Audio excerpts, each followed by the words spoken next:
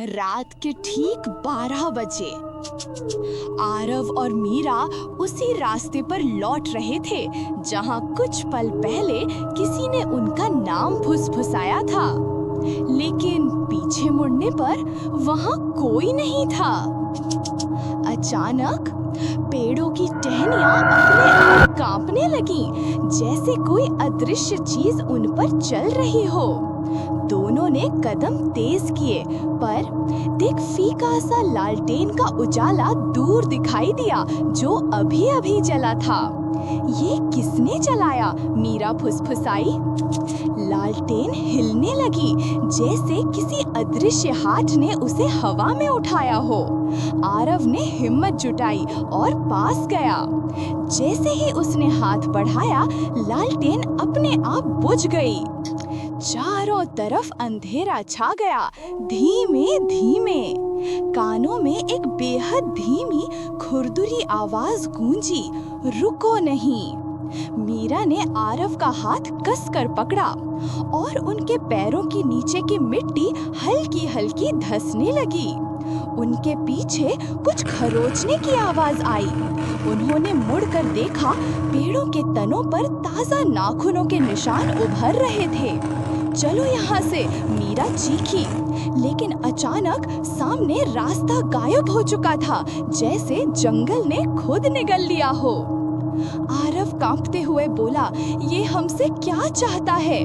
और तभी हवा में एक पुरानी चाबी उनके सामने आकर गिर गई, बिना किसी सोर्स के। मीरा ने चाबी उठाई।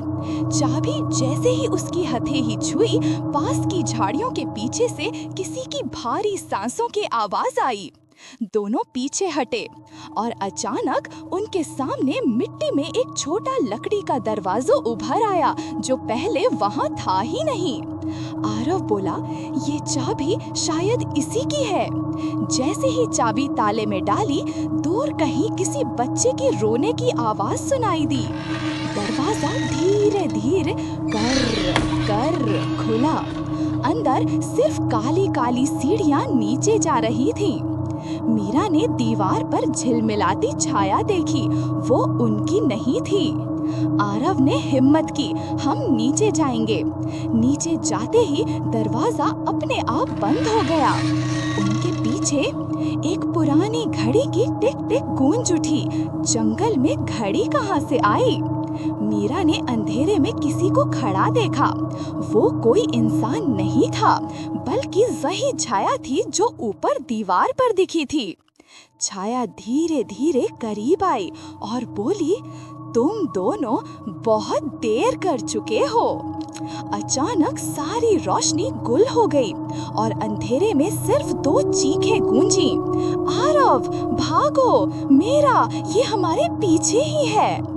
अंत में जब रोशनी लौटी, जंगल बिल्कुल शांत था और उन दोनों का कोई निशान कहीं नहीं।